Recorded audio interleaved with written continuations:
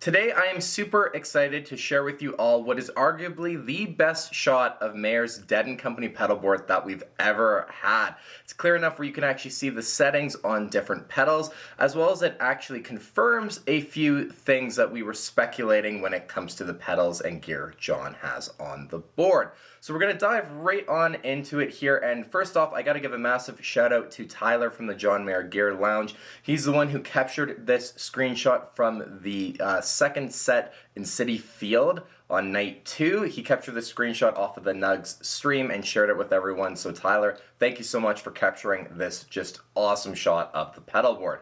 So we're going to start off as usual. We're going to start off with the very bottom row and work our way to the very back row here. Now, the one thing that could be slightly left to be desired when it comes to this pedal board is that you don't get a full-on shot of everything, and John's foot is actually covering up the Marshall Bluesbreaker. Of course it is, right? Those Hirachis are, yeah, they're just blocking the Marshall Bluesbreaker. But anyways, let's go over what we can see in some new details in this video. So first off, you see that Ernie Ball volume pedal just out of the bottom corner of your screen, followed by the exotic XW1 wah pedal. Then we have the TC Electronics Polytune 3. That's all standard, what we knew was on the pedal board.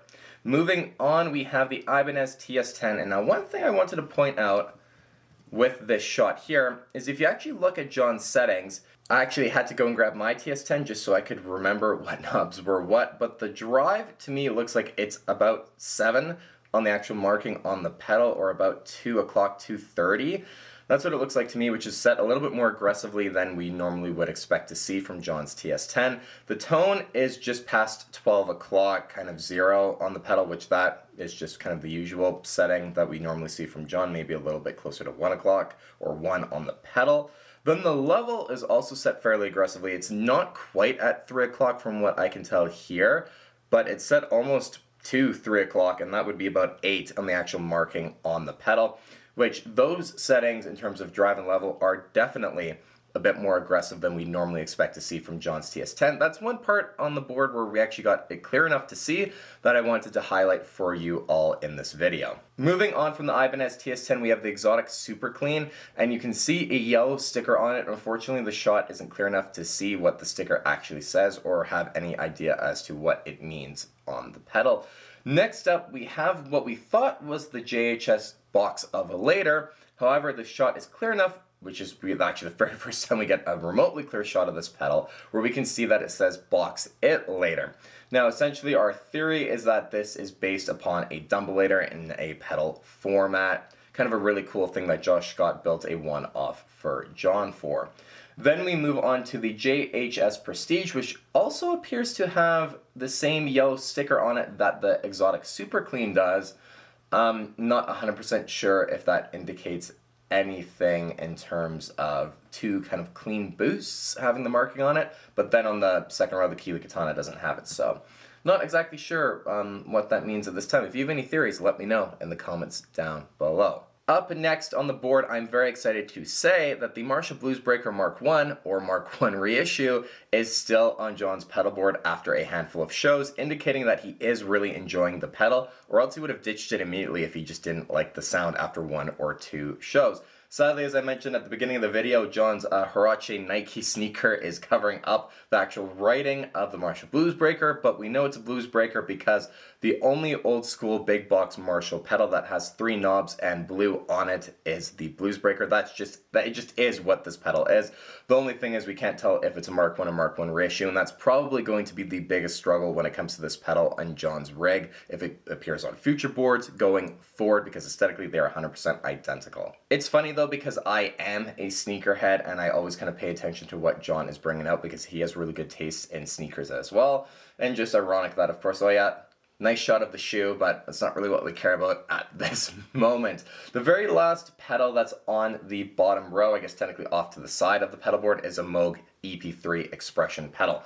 Now this is going to bring us up to the second row, and as I mentioned in the very first video I did on John's Dead & Company pedal board, I mentioned that when it comes to the Boss Octave, John hadn't switched to the updated OC5, he still is using the OC3, and you can see here very clearly that yes, it is in fact that OC3. It was just a little bit more difficult to confirm without 100% certainty on the other shots of his pedal board. Now then we move on to Electro-Harmonix Qtron Plus, and in this shot here, it almost looks like there is a cable running down potentially to something on the first row, whether that is the Prestige or it is the Super Clean. We don't know. I've seen a lot of shots where the JHS Prestige almost appears to be always on.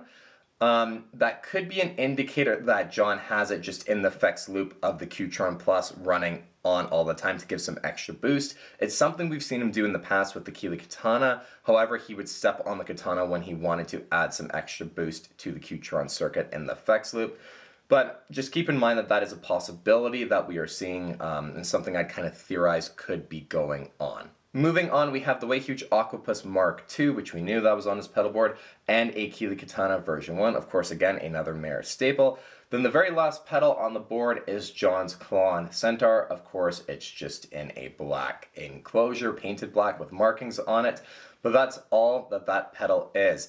Then that moves us right along to the third and final row. And now you can just barely make out the 29 pedals logo on the Yuna. This is another pedal that I, kind of spoiler alert, I guess, for an upcoming video I was going to make, is that I believe the Yuna, this tour at least with Dead & Company, is always on. Again, every shot of the Yuna I've seen, and just of the board in general, shows the Yuna is on. So I do believe that John is running that on all the time just to help with the buffering and signal loss on what is just an absolutely massive pedal board. Then we have the Source Audio EQ version 1, as we mentioned before. Just the way we could tell with the coloring on the pedal indicated that it was a version 1, and this just absolutely confirms it. Next up, we have a JHS 3 Series pedal, and we have, again, no real indication on what this is. Unfortunately, you can see the settings quite clearly. And a lot of us have theorized that it's probably a phaser, because when it comes to Dead & Company pedal boards, John usually has a phaser of some sorts on the pedal board. It's kind of the sound that he needs, and the Phase 90 from MXR used to sit where this 3 Series pedal is now. So it makes the most sense that it's probably a phaser. If you have the 3 Series phaser, you can check out these settings where it looks like it's 9 o'clock, about 11:30, then about 2:45, not quite 3 o'clock on there with the actual switch in the up position.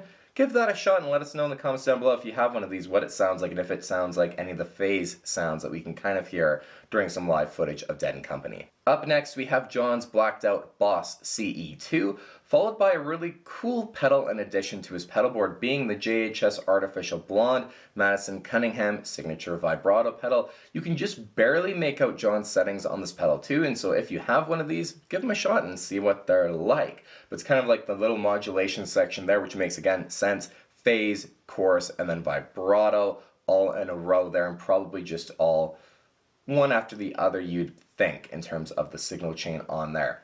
Then our last 3 pedals on the pedal board, we have the Providence Chrono Delay, and again, you can just kind of barely make out where the pedal is set there, followed by, of course, the Strymon Flint, and then the Chase Bliss Warp Vinyl Hi-Fi. Some shots and angles of this pedal, because it is just all black in general, kind of made us believe that it was blacked out, and there were other shots of his pedal board, I believe off the top of my head from the 2019 World Tour especially, where the pedal was kind of blacked out, or at least the actual Warp Vinyl Hi-Fi logo on the pedal was just kind of covered up. But on this shot here, you can clearly see that that is what it is with the yellow logo for that Chase Bliss pedal. And that rounds out the pedal board, new details and some shots of John's settings. You can even kind of make out the Qtron Plus settings there a little bit as well.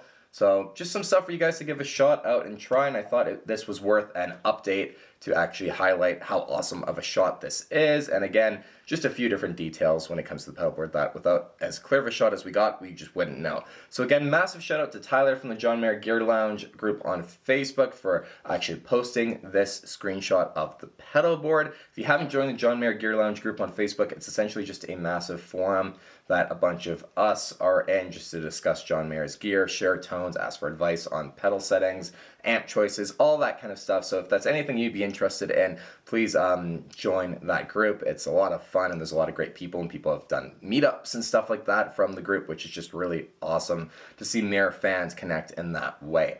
So you guys, until the next video, thank you so much for watching today's Dead & Company Final Tour pedalboard update. Take care, and we'll see you on the next one. Anyway, go ahead and click the subscribe button if you like what you see.